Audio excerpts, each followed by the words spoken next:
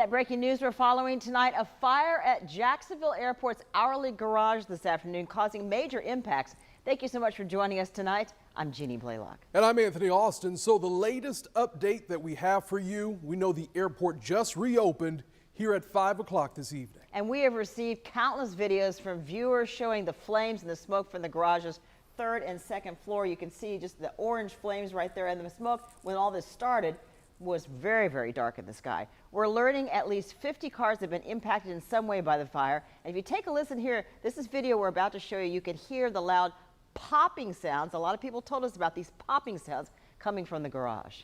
Ooh, it is going from car to car.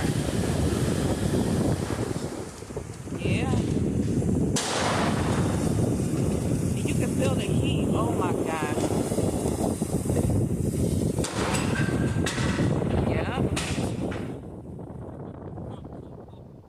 So that video you see there, that was sent to us by Terry Jones. She's an Uber driver. Jones was dropping someone off at the airport when she saw this all happen. And here's another video that shows the truck, or rather the thick black smoke coming from the garage.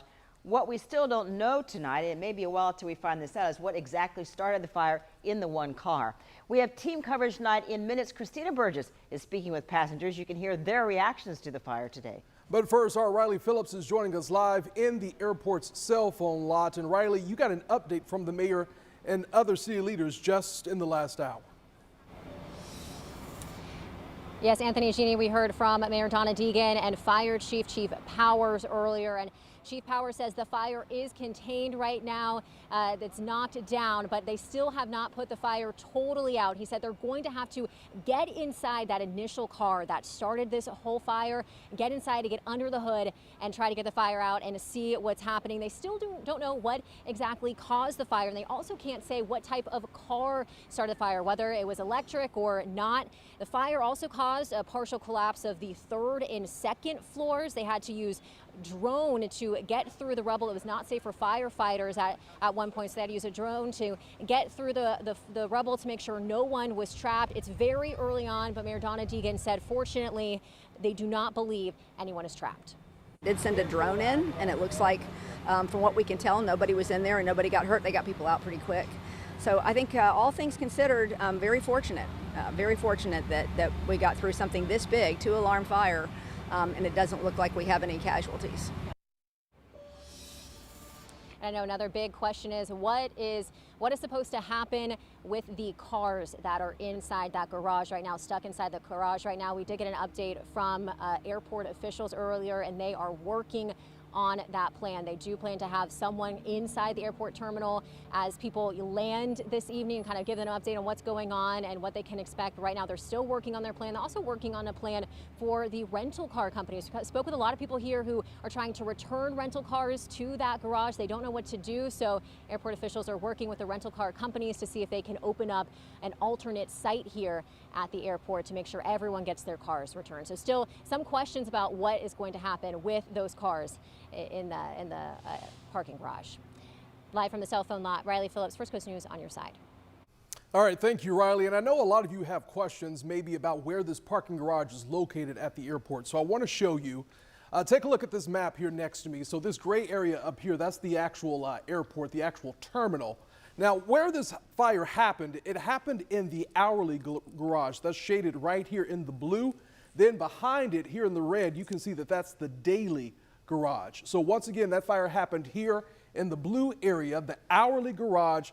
Fire officials saying it happened on the second floor, and as Riley just mentioned, a partial collapse at the hourly garage between the third and second floor there. Now, our reporters, they have been reporting from down here at the courtesy waiting lot. You've heard that referred to as the cell phone lot. So they are down here right now speaking with people. But once again, that fire happened right here, shaded in blue at the hourly garage. And let's talk now with our Christina Burgess. She has spent the last couple of hours talking to people in the airport, and Anthony just showed you the cell phone lot. That's where you are. And what kind of reactions are you hearing from people? Well, yeah, guys, I've been out in the lot for hours, and I'm first wanting you to see how the lot is looking now. It is clear as people have dwindled down, and what they're doing is they're getting on these one of 4 buses that have now been parked out here that are being treated as cooling stations. I'm actually going to get on this bus right here so you can see what it's looking like inside.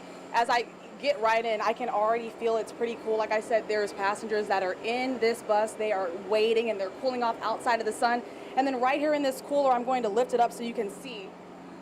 There's cold water as well for passengers and anyone who needs it so they can cool off inside of here. Now, some passengers that I spoke with earlier, they tell me that today has been a big waiting game for them, and a lot of them are simply ready to go home. Outside of here is where there's Uber and Lyft drivers that are waiting to pick up these passengers. I spoke with Uber driver Terry Jones earlier today, who saw the fire inside the parking garage. I was like, oh my gosh, I looked, and you just seen a ton of cars just engulfed in flames, and you can hear like pow, pow, pow, pow. And debris was like falling from off of the second floor. It was like the second or third floor. And I want to also add that right off of this bus, out in that parking lot of the cell phone lot, we've been noticing more and more airport shuttles that have been coming and dropping and picking people off. Reporting live outside of Jacksonville International Airport, Christina Burgess, First Coast News on your side.